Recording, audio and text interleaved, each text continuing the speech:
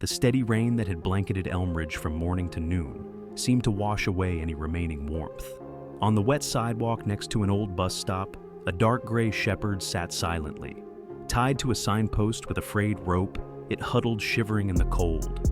The empty plastic bowl in front of it was a sad testament to human indifference. Passersby hurried past, avoiding the animal's silent gaze, as if to avoid the haunting.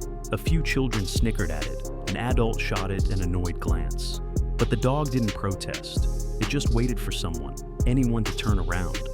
Through the rain, its eyes still patiently stared out into the street, waiting for the unthinkable. Across the street in a loose blue raincoat, a 6-year-old boy named Liam was holding his grandfather's hand as he walked to the market. The rain was hitting his face, soaking his dark brown hair, but Liam didn't care. His eyes happened to catch a glimpse of a wet dog by the bus stop, and he stopped short. Unlike the adults who quickly avoided it, Liam let go of his grandfather's hand and walked toward the dog, ignoring the slippery road and his grandfather's panicked gaze. "Grandpa, the dog is sad," Liam said softly, his voice full of certainty. The shepherd slowly raised its head, its eyes meeting the boy's. In that moment, it was as if an invisible thread connected the two lonely souls. No barking, no growling, just a quiet, trusting gaze. Grandpa tried to pull Liam away, but then he stood still, silently watching the scene. The others began to stop, not out of curiosity, but because of something hard to name, the pure honesty that was happening between a child and a forgotten creature. Liam bent down and gently removed the hood of his raincoat, revealing his wet, matted hair. He pulled a sandwich from his pocket, carefully wrapped in foil, a breakfast his grandfather had prepared. Without hesitation, he tore it in half and placed one half in front of the dog. With Liam said nothing more. He just sat down next to the dog, his small, trembling hands reaching out to him. At first, the dog hesitated. A few people in the crowd held their breaths. But then, it moved closer. Its nose brushed Liam's hand, and for a moment, it was as if time stood still. The dog sat up, quietly walked over to the boy, and then put his head in Liam's lap. A woman in the crowd burst into tears. Grandfather stood still, his throat choked. No one said a word, but everyone understood this was not just a beautiful act between a person and an animal. These were two wounded souls finding each other in the midst of an indifferent life.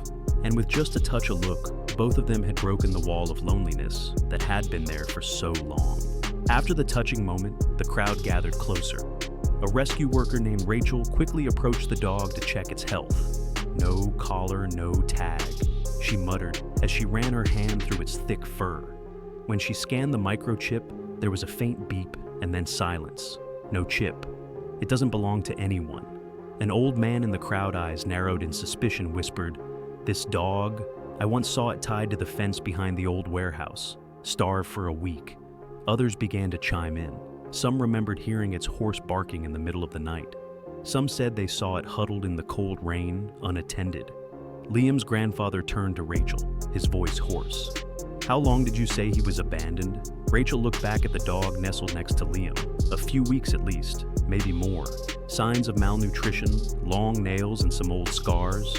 He must have been abused." Liam remained motionless. He placed his hand on the dog's head, gently stroking it, and whispered, "I won't let anyone hurt you again." The German shepherd, no longer trembling, responded only by nuzzling his chest as if it understood his every word. The crowd fell silent. One woman whispered, "Maybe." That boy was the first person to treat him with love.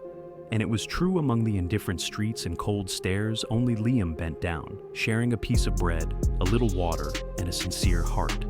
No one knew the dog's real name, but Rachel wrote on the temporary paper, "Hope," because that was what Liam had given her, and that was what the dog had just found.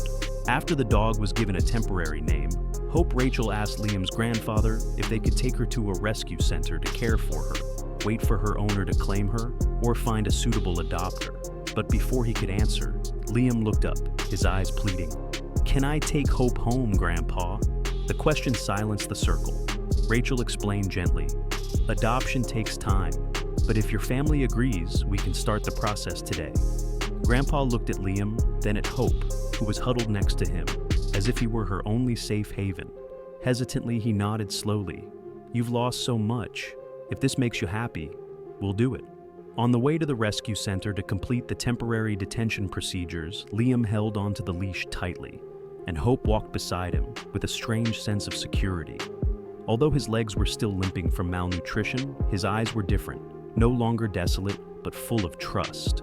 The boy whispered all the way, "I will take care of you. I will teach you to catch a ball, feed you the grilled chicken that Grandpa cooked. You will never be left behind again, I promise." At the center, Liam and his grandfather completed the foster care application process. Rachel, after an initial health check, confirmed Hope needs light treatment and nutritional supplements, but most importantly, she needs love. As the three of them left the center, Hope was draped in a bright red scarf that read, "Temporary but loved." Liam chuckled, then whispered, "Not temporary. You're part of our family."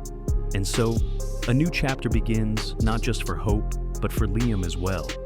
Two souls once forsaken now walk hand in hand toward the light of healing. The first few days after Hope came home weren't entirely smooth sailing.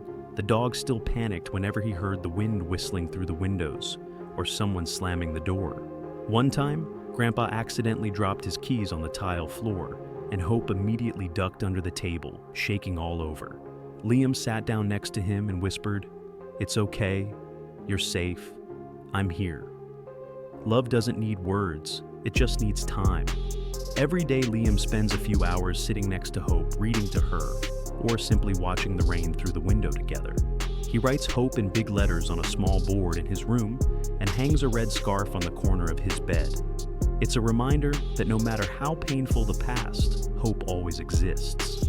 Grandpa, who had once thought he was too old for a pet, began saving roast chicken for Hope, sneaking boiled liver into his bowl every night. One day he caught Liam dozing off next to Hope, the two of them curled up like they'd found shelter after a storm. The second week, Hope barked for the first time, not out of fear, but out of joy when Liam came home from school. It was a soft, shaky bark, but full of emotion. Liam hugged him tightly, tears welling up in his eyes. "You did it. We're healing each other." On rainy days, light sometimes comes not from the sun, but from a wagging tail, a gentle gaze, or a gentle lick on the cheek from the boy who once thought he would be alone forever. One sunny Sunday morning, Liam woke up to a familiar feeling. Hope was gently laying her head on the bed, softly purring, as if to say, "Wake up, today is a special day." His family decided to hold a small party to officially adopt Hope, no longer a stray, no longer temporary, but a permanent member of the family. In the backyard, ribbons dangled, a dog cake was placed on the table, and Hope was wearing a new scarf with the hand-embroidered words, "I belong." Neighbors gathered, bringing food and small gifts. Everyone was amazed to see Hope no longer the shy dog he once was, but a lively creature wagging his tail and eyes full of trust. Liam stood beside him, his hand tightening on the leash, as if holding on to the hope he had thought he had lost. In the golden sunlight, he whispered, "We found each other, and now neither of us has anywhere to go." The touching story between Liam and his dog Hope sends a profound message. Sometimes healing comes from broken hearts. Both the boy and the dog are abandoned, traumatized beings. But in that pain, they found each other, made amends, and revived their faith in life. Life isn't always smooth, and many of us carry invisible wounds, from loss, loneliness, to disappointment in others or ourselves.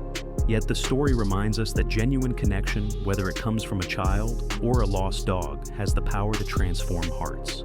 Sometimes what we need is not complicated advice, but a gentle look, a sincere touch, a simple emotion, but enough to warm a cold soul. Let kindness lead the way, because who knows? In that small act, you may not only save others, but also find yourself.